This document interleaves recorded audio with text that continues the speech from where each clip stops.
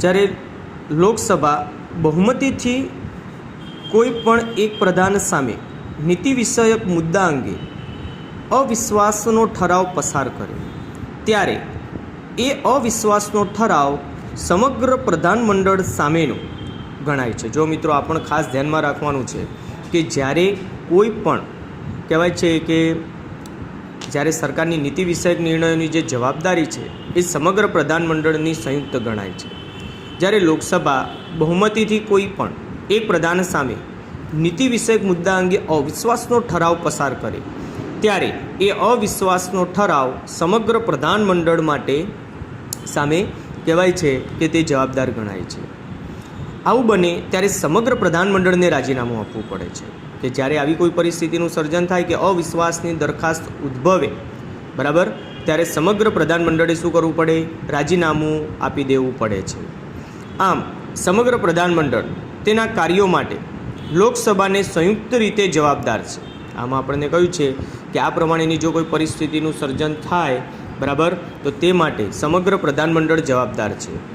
આ જવાબદારીને પ્રધાનમંડળની સંયુક્ત જવાબદારી કહેવામાં આવે છે।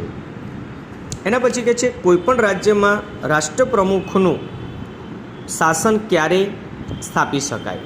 તો જો દેશના કોઈપણ રાજ્યમાં બંધારણ પ્રમાણે રાજ્ય વહીવટ ચલાવવો અશક્ય બને, કે જ્યારે કોઈ દેશના બંધારણ પ્રમાણે આપણે જોઈએ તો રાજ્યનો વહીવટ ચલાવવો જે કહેવાય અશક્ય બને, એ પરિસ્થિતિ સર્જાય ત્યારે રાષ્ટ્રપ્રમુખ રાજ્યપાલના એ વિશેના અહેવાલની ખાતરી કરીને બંધારણની 356મી કલમ અનુસાર રાજ્યમાં ખાસ હુકમ દ્વારા કટોકટીની સ્થિતિ જાહેર કરે છે। મિત્રો એ ખાસ ધ્યાનમાં રાખવાનું છે કે બંધારણની કઈ કલમ? 356ની કલમ અનુસાર રાજ્યમાં ખાસ હુકમ દ્વારા તે કટોકટીની સ્થિતિ જાહેર કરે છે અને રાજ્યનો સંપૂર્ણ વહીવટ પોતાના હાથમાં લઈ રાજ્યમાં રાષ્ટ્રપ્રમુખનું શાસન સ્થાપે છે।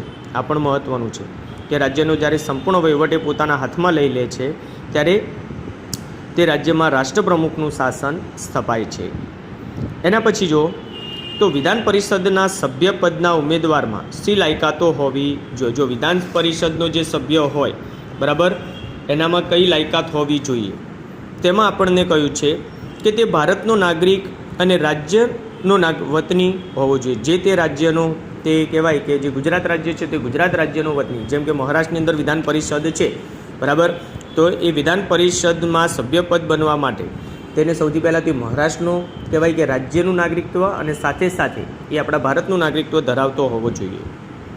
તેની ઉંમર ઓછામાં ઓછી 30 વર્ષની હોવી જોઈએ। એની ઉંમર કેટલી હોવી જોઈએ? 30 વર્ષની। તે સરકારી કર્મચારી ન હોવો જોઈએ। તે કહેવાય છે કે સરકારી કર્મચારી ન હોવો જોઈએ। તે માનસિક રીતે અસ્થિર, નાદાન અને જેલની સજા પામેલ ગુનેગાર ન હોવો જોઈએ। એ તો આપણે કોમન બાબત છે, બરાબર, કે તે ભારતનો નાગરિક એક તો હોવો જોઈએ। પછી એમાં ઉંમરમાં ખાલી થોડું ઘણું ડિફરન્ટ આવે છે, ઘણામાં 25 વર્ષ આવે તો કેટલાકમાં 30 વર્ષની આવે છે, એટલે થોડી ઘણી ડિફરન્ટ એમાં રહે છે। અને તે સરકારી કર્મચારી ન હોવો જોઈએ, એટલે કે તે સરકારી કર્મચારીના સંદર્ભમાં કોઈ પણ પ્રકારનું કાર્ય કરતો ન હોવો જોઈએ। તે માનસિક રીતે અસ્થિર, નાદાન કે જેલની સજા પામેલ ગુનેગાર ન હોવો જોઈએ, એટલે કે તે માનસિક રીતે અસ્થિર કે જેલની કોઈ પણ પ્રકારની એને સજા ભોગવેલ ન હોવો જોઈએ। રાજ્યપાલ કઈ કઈ ધારાકીય સત્તાઓ ધરાવે છે? તેમાં કહ્યું છે કે રાજ્યપાલ આ ધારાકીય સત્તાઓ ધરાવે છે કે રાજ્યની વિધાનસભાની બેઠકો બોલાવવી, વિધાનસભાને વિખેરી નાખવી, વટહુકમો બહાર પાડવા।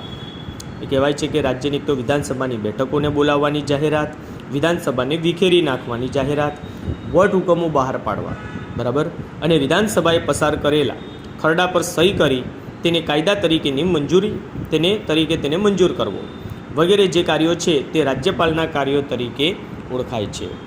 બરાબર, આ જે છે બંને આપણે આવી ગયેલું છે કે સંસદના દ્વિગૃહી અને કાયમી ગૃહ છે તે પ્રશ્નો આપણે અગાઉ આવી ગયા છે।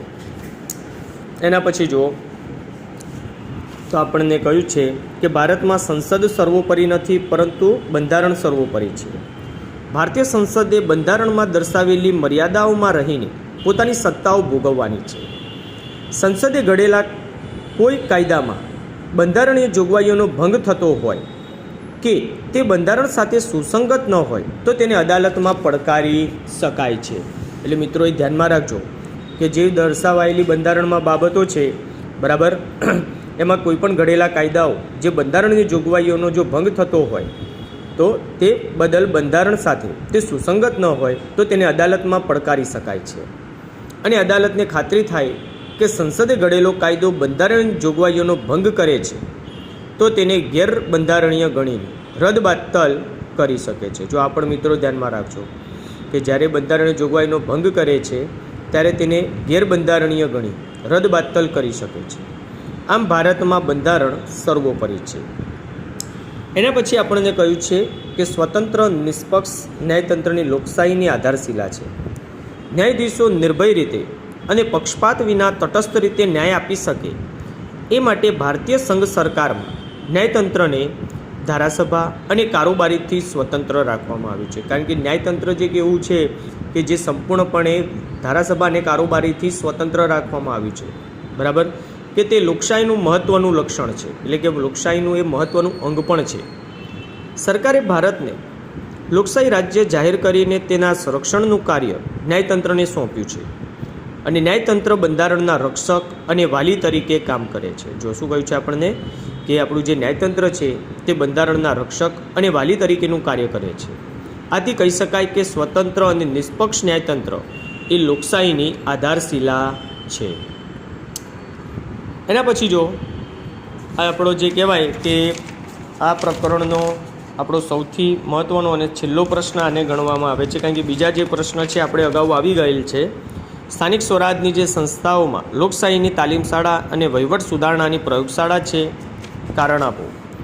તેમાં કહ્યું છે કે સ્થાનિક સ્વરાજની સંસ્થાઓની રચના અને વહીવટ લોકશાહી પદ્ધતિએ ચાલે છે. કઈ શાસન પદ્ધતિ? લોકશાહી. આથી આ સંસ્થાઓ દ્વારા લોકોને લોકશાસનના પ્રત્યક્ષ પાઠ શીખવા મળે છે. આ સંસ્થાઓ દ્વારા લોકોને મતાધિકારનું મહત્ત્વ સમજાય છે. તેમને યોગ્ય પ્રતિનિધિઓ પસંદ કરવાની, કાર્યદક્ષ પ્રતિનિધિઓ તરીકે કાર્ય કરવાની તાલીમ મળે છે. કાર્યદક્ષ એટલે કે જે કાર્યમાં નિપુણ છે તેવા વ્યક્તિઓ. આ તાલીમ અને અનુભવ તેમને ધારાસભાના અને કારોબારીના સભ્ય તરીકેની ફરજો બજાવવામાં ઉપયોગી છે.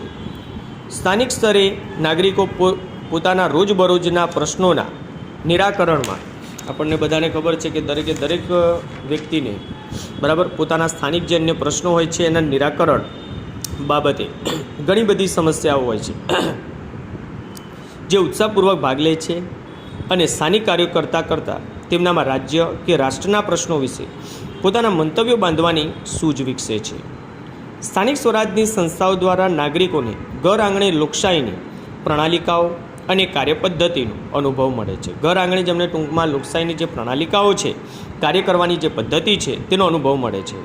તેથી સ્થાનિક સ્વરાજની સંસ્થાઓ લોકશાહીની તાલીમ શાળા છે અને સ્થાનિક સ્વરાજની સંસ્થાઓના નીચલા સ્તરે વહીવટમાં કાયદાની અસ્પષ્ટતા કે વિસંગતતાને કારણે સર્જાતી સમસ્યાઓ કે પ્રશ્નોને ઉપલી કક્ષાએ હલ કરવામાં પૂરતી કાળજી, ચકાસણી અને સુધારણાનો અવકાશ રહે છે. તેથી સ્થાનિક સ્વરાજની સંસ્થાઓને વહીવટ સુધારણાની પ્રયોગશાળા પણ કહે છે.